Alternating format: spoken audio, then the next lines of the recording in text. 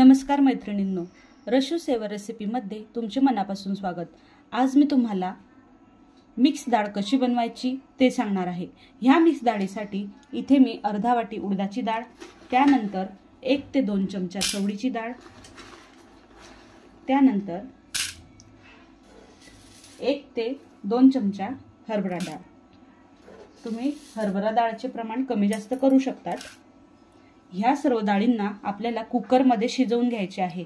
Cooker मध्ये याला 3 ते 4 शिट्ट्या घेऊन घ्यायच्या आहेत।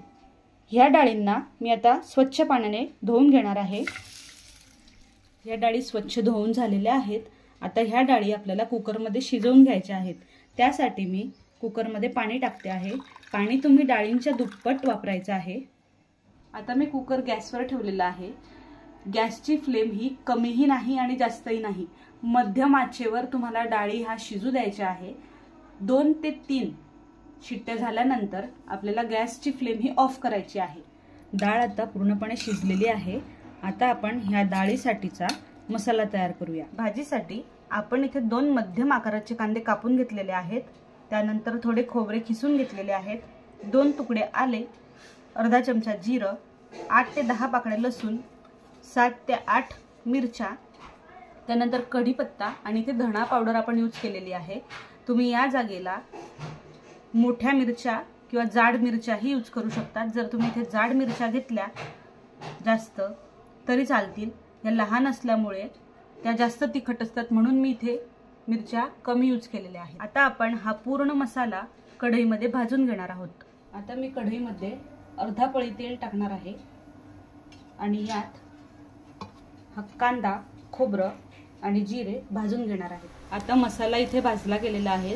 आपण यात धणा पावडर भाजलेली नाहीये, कारण धणा पावडर ही डायरेक्टली जर तेलात टाकली तर ती जळू शकते। आपण भाजी करताना मसाला जेव्हा तळणार आहोत त्यावेळेस आपण धणा पावडर टाकली तरी चालते। आता आपण हा पूर्ण मसाला मिक्सर मधून बारीक करून घेणार आहोत। भाजीचा मसाला इथे वाटून तयार आहे। आता आपण भाजीला फोडणी देऊयात। आता पातेलं हे गॅसवर गरम होण्यासाठी ठेवलेलं आहे आणि त्यामध्ये मी 2 पळ्या तेल टाकणार आहे। तुम्ही तेलाचे प्रमाण वाढवूही शकता।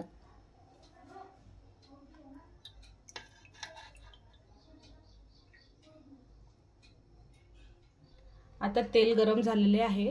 आता त्यात आपण हे वाटण टाकूया। मसाला व्यवस्थितरित्या तळून घ्यायचा आहे। ह्या भाजीला मी पितळी भांडे यूज केलेले आहे, कारण पितळी भांड्यामध्ये हा मसाला जळत नाही किंवा चिटकत नाही। आता आपण इथे हळद ॲड करूया, त्यानंतर धणा पावडर व्यवस्थितरित्या कालवून घ्यायची आहे। आता मी यात गरम मसाला टाकणार आहे।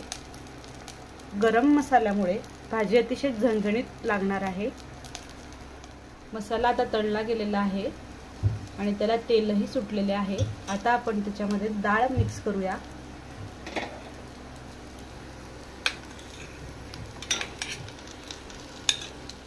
आता आपण यात गरम पाणी ॲड करणार आहोत।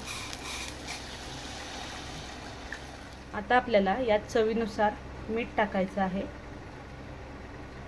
कोथिंबीर ॲड करणार आहोत। भाजी आता तयार झालेली आहे। भाजी बघू शकता तुम्ही, खूप सुंदर अशी झालेली आहे। भाजी ही खूप चविष्ट लागते। ही भाजी ज्वारीच्या भाकरीसोबत तर अतिशय चविष्ट लागते। जर तुम्हाला ज्वारीच्या भाकरीची रेसिपी बघायची असेल तर प्लीज डिस्क्रिप्शन बॉक्समध्ये लिंक दिलेली आहे, तिथे तुम्ही जाऊन बघू शकतात। आणि ही रेसिपी जर तुम्हाला आवडली असेल तर प्लीज माझ्या चॅनलला लाईक, सबस्क्राईब आणि शेअर करा। Thank you for watching.